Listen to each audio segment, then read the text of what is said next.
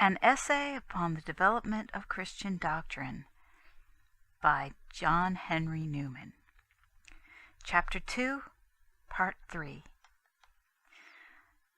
Section 2. An infallible developing authority to be expected. It has now been made probable that the developments of Christianity were but natural as time went on, and were to be expected, and that these natural and true developments, as being natural and true, were of course contemplated and taken into account by its author, who, in designing the work, designed its legitimate results. These, whatever they turn out to be, may be called absolutely the developments of Christianity. That beyond reasonable doubt there are such is surely a great step gained in the inquiry. It is a momentous fact. The next question is, what are they? And to a theologian who could take a general view, and also possessed an intimate and minute knowledge of its history, they would doubtless, on the whole, be easily distinguishable by their own characters, and require no foreign aid to point them out, no external authority to ratify them. But it is difficult to say who is exactly in this position. Considering that Christians, from the nature of the case, live under the bias of the doctrines and in the very midst of the facts, and during the process of the controversies which are to be the subject of criticism, since they are exposed to the prejudices of birth, education, place, personal attachment, engagements, and party, it can hardly be maintained that in matter of fact a true development carries with it always its own certainty, even to the learned, or that history, past or present, is secure from the possibility of a variety of interpretations. I have already spoken on this subject, and from a very different point of view from that which I am taking at present. Prophets or doctors are the interpreters of the revelation. They unfold and define its mysteries. They illuminate its documents. They harmonize its contents. They apply its promises. Their teaching is a vast system, not to be comprised in a few sentences, not to be embodied in one code or treatise, but consisting of a certain body of truth, pervading the Church like an atmosphere, irregular in its shape from its very profusion and exuberance, at times separate only in idea from episcopal tradition, yet at times melting away into legend and fable, partly written, partly unwritten, partly the interpretation, partly the supplement of Scripture, partly preserved in intellectual expressions, partly latent in the spirit and temper of Christians, poured to and fro in closets and upon the housetops, in liturgies, in controversial works, in obscure fragments, in sermons, in popular prejudices, in local customs. This I call prophetical tradition, existing primarily in the bosom of the Church itself, and recorded in such measure as Providence has determined in the writings of eminent men. Keep that which is committed to thy charge, is St. Paul's injunction to Timothy, and for this reason, because from its vastness and indefiniteness it is especially exposed to corruption, if the Church fails in vigilance. This is that body of teaching which is offered to all Christians, even at the present day, though in various forms and measures of truth, in different parts of Christendom, partly being a comment, partly an addition upon the articles of the Creed. If this be true, certainly some rule is necessary for arranging and authenticating these various expressions and results of Christian doctrine. No one will maintain that all points of belief are of equal importance. There are what may be called minor points, which we may hold to be true without imposing them as necessary. There are greater truths and lesser truths, points which it is necessary and points which it is pious to believe. The simple question is, how are we to discriminate the greater from the less, the true from the false? This need of an authoritative sanction is increased by considering, after M. Guizot's suggestion, that Christianity, though represented in prophecy as a kingdom, came into the world as an idea rather than an institution, and has had to wrap itself in clothing and fit itself in with armor of its own providing, and to form the instruments and methods of its prosperity and warfare.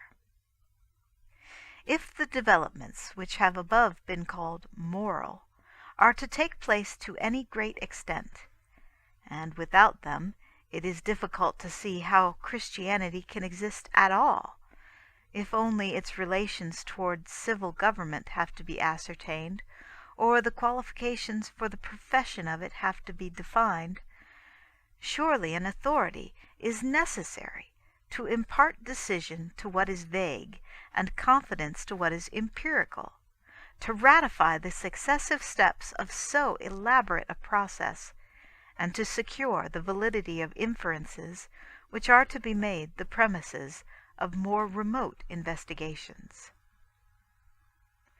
Tests, it is true, for ascertaining the correctness of developments in general may be drawn out, as I shall show in the sequel, but they are insufficient for the guidance of individuals in the case of so large and complicated a problem as Christianity, though they may aid our inquiries and support our conclusions in particular points.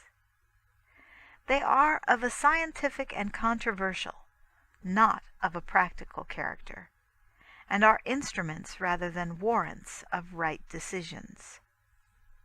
Moreover, they rather serve as answers to objections brought against the actual decisions of authority than are proofs of the correctness of those decisions. While then, on the one hand, it is probable that some means will be granted for ascertaining the legitimate and true developments of revelation, it appears, on the other, that these means must of necessity be external to the developments themselves. Reasons shall be given in this section for concluding that, in proportion to the probability of true developments of doctrine and practice in the divine scheme, so is the probability also of the appointment in that scheme of an external authority to decide upon them, thereby separating them from the mass of mere human speculation, extravagance, corruption, and error, in and out of which they grow. This is the doctrine of the infallibility of the Church. For by infallibility, I suppose is meant the power of deciding whether this, that, and a third, and any number of theological or ethical statements are true. Let the state of the case be carefully considered. If the Christian doctrine, as originally taught, admits of true and important developments, as was argued in the foregoing section, this is a strong antecedent argument in favor of a provision in the dispensation for putting a seal of authority upon those developments. The probability of their being known to be true varies with that of their truth. The two ideas, indeed, are quite distinct, I grant, of revealing and of guaranteeing a truth, and they are often distinct in fact. There are various revelations all over the earth which do not carry with them the evidence of their divinity. Such are the inward suggestions and secret illuminations granted to so many individuals. Such are the traditionary doctrines which are found among the heathen, that vague and unconnected family of religious truths, originally from God, but sojourning, without the sanction of miracle or a definite home, as pilgrims up and down the world, and discernible and separable from the corrupt legends with which they are mixed by the spiritual mind alone. There is nothing impossible in the notion of a revelation occurring without evidences that it is a revelation. Just as human sciences are a divine gift, yet are reached by our ordinary powers and have no claim on our faith. But Christianity is not of this nature.